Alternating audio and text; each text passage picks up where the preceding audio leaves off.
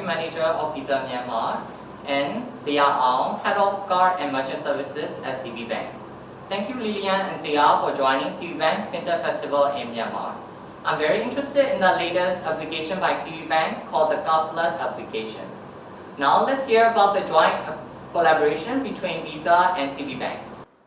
CB Card Plus is mainly for the card user, credit card, prepaid card, and whereas the CB Pay is for mainly for the banking user, for the banking activities. Like you can see the deposit, you can transfer money, you can see the banking statement, you can see the branch operation and exchange rate and so on. It's purely on the banking side. Whereas the Card Plus is purely on the card and card information, and also card-related activities like where you can spend the card, what kind of promotion you have, what are the reward points you will get, and what kind of discount you can get from on which merchants. And also in the Card Plus, you can see the location of the merchant where you can use, and the location of the ATM where you can withdraw money, and location of the branches where you can activate or deactivate or report the loss of the card. So that is like a Card Plus mainly designed for the card user and the card activities. So Card Plus is another thing is like a payment. So you can make the payment using the Card Plus application. We are using the latest technology from Visa Token Service, VTS, to make the tap and pay payment at the Visa PayWave terminal. So if the terminal has the Visa PayWave enabled, you can make if you have a Card Plus application with the Android NFC function available, you can just tap and make a payment. So this is another additional function of the Card Plus, and it is the first in Myanmar to make the payment using the application. As Zayar said, this application is all-in-one, and you can make payments in this application. Especially through this past year in the pandemic, we've seen a huge increase in e-commerce, right? Card on file, card not present transactions. So Visa's worked with CB Bank for this card app in terms of providing tokenization solutions. And what tokenization is really a secure way of making transactions. So tokenization essentially, instead of using what we call PAN, which is the primary account number that you normally have on a physical card, instead we provide a unique identifier, a unique token instead of the account number. And the merchant stores that unique identifier instead of the card number, which provides the security, against phishing or malware when doing transactions.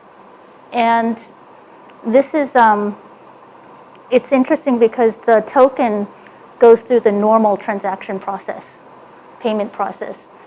So there's convenience to the consumer, security to the consumer. There's convenience to the merchant because the merchant does not have to spend the cost and the cost and all the programming in terms of being compliant, as well as for the consumers. Tokenization refreshes all the information. So if it's a renewed card, if it's a replacement card, all of it is automatically refreshed and is very convenient for the consumer. The consumer doesn't have to go back in when making a purchase and reloading all their information.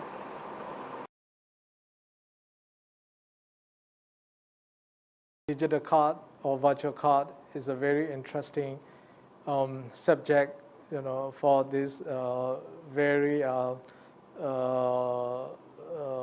this kind of situation like a COVID pandemic time, right?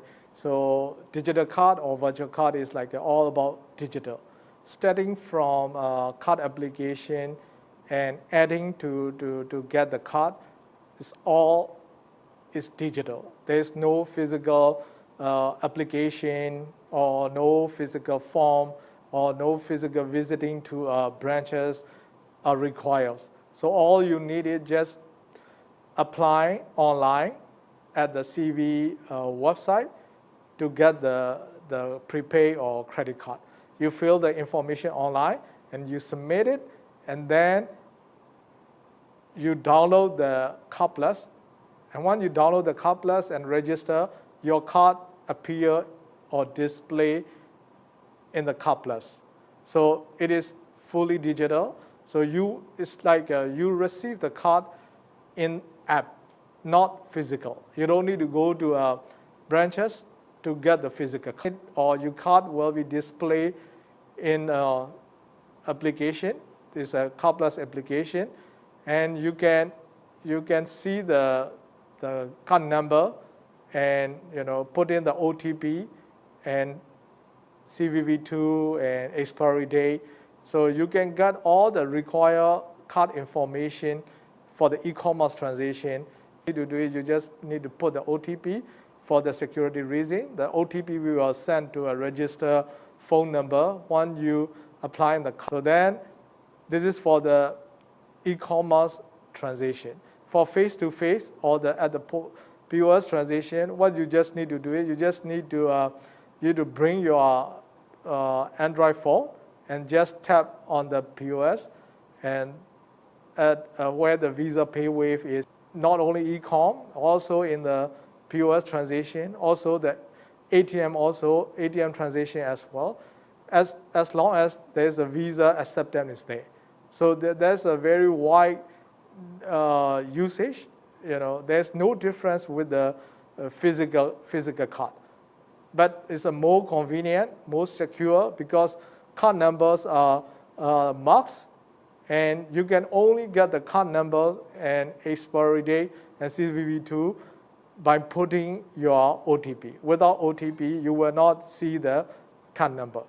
And another difference is like if you have a physical card and you pay at the point of sale or the face-to-face, you need to tap on the terminal. The same thing you can do with this virtual card. So the most secure on the virtual card is the card number is not displayed. So card number is always marked, except when you challenge with the OTP, the card number will be displayed. So when you make a payment at the face-to-face, when you tap, you will get the receipt like a physical card transaction, and the card number, the number displayed on the receipt is not your physical card number. It is completely changed the token, and it is random. So token is, every time you pay with the tokenization, it is a random, and the numbers keep changing. So that make an extra layer of like a security. So if you give the physical card, someone can take a photo of the card, and then they can get the card number and they can make the payment at online. But if you pay with your Card Plus with the virtual card, they cannot take your card number, because card number is not displayed on the phone. And moreover, it is a tokenization, so token cannot be copied, token cannot be duplicated, token cannot be compromised. So those additional layer of security will make the virtual card popular and more convenient. So CB is the first bank we will go to the virtual card, and it's all about digital online application, digital card receiving, and digitally payment. So the whole journey is from beginning to end is the no physical involvement. It is all about digital card. It is the difference between the physical and digital, and it's a more security-wise, it's a more secure, no card number, all about tokenization. So it is a extra layer of security for the digital card user. VTS itself is extremely safe because it's a one-time unique identifier that replaces the card number. So the card number is never shown. You know, in the physical environment, in the face-to-face, you can see the card number, right? But when it comes to VTS, it's a random number that can't be duplicated, and it's a number that's assigned every time you transact. So it's not only a unique identifier, but people who are, you know, fraudsters who are phishing or using malware cannot decode it, right? So it's an extremely secure, or most secure way of transacting on the card. And I would say from a consumer experience, the whole idea of digital issuance and virtual card using tokenization to make transactions is also extremely convenient because they have immediate access to their card. They don't have to input every time, you know, for card on file. They don't have to input every time the information. So it's from a consumer experience, the activation rate is very high. They have immediate access. It's a very smooth consumer experience. And as mentioned, tokens move through the payment transaction, just as card numbers do. So it's completely transparent to the consumer. Coupler security, right? So we start the security at the registration. So we have a few layers of security for the card plus download and then registration. So to register, first you need to download the Card Plus application. Then you can only register with your information when you use during the application process, like your name, NRC, phone number, email address. So if you don't have this phone number or email address, you cannot make a registration. So that's the first layer of security. Because when we do the register, we send the OTP to a register phone number.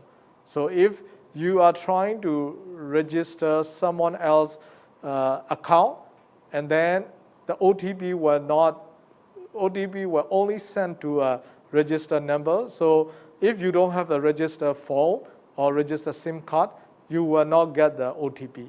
If you don't get the OTP, you cannot continue the registration process. It will stop there. So it is the first layer of the security when you do the registration. So after you register, you need to set the two password. One for the login of the application. Second one is the we call MPIN. MPIN is used when you do the transition. Every time you do the transition, you need to put the PIN number to make sure that it is like an ATM PIN. Every time you withdraw, you make the withdrawal transaction, you need to put the PIN number. The same thing for the Card Plus app. If you want to, every time you make the transaction, you need to put the MPIN. So that's another layer of the security that we put in place to make sure that the Card Plus is secure. So that's the Card Plus security, right? So not only the PIN number, we have other option. It's called biometric. So if you are your phone is available for the biometric option, like a fingerprint or the face scan biometric option to make a payment instead of MPIN. So that's the another security layer and another advanced technology that we are using when you make the transition. So when you are actually making the transition, we are using the Visa token service, like I mentioned. So every time you make the transition is encrypted. It's using the token. So the card number is completely marked, and the card number is completely tokenized. It is encrypted, and then you can make the transition very safely. So no one can intercept your transition and also steal the card number. So if you intercept the transition and steal the number, you only get the token, which is encrypted, and you cannot decrypt it. No way to make the decryption. So that's another layer of the transition security. And also the card numbers are the marks. So nobody cannot take the photocopy, or nobody cannot take the photo of the card number, because all the marks, so you cannot see the card number at all. So that's another security. So if you lost the phone, right? You lost the phone, you have a login ID and password. So if the person doesn't have the login ID and password, you cannot log into the Card Plus and you cannot make the transition.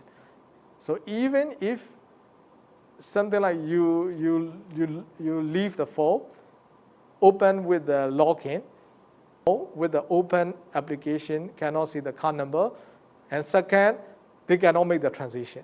So they need a MPIN to make the transition. So without MPIN, they cannot make the. For example, like if you lost the card, someone got the card and then can make the application. You lost the phone with the open application, you cannot make the transition because you need an MPIN to make the transition. So that's the layer of security that we put in place to make sure that the user feels safe and also convenience. So that is our security of the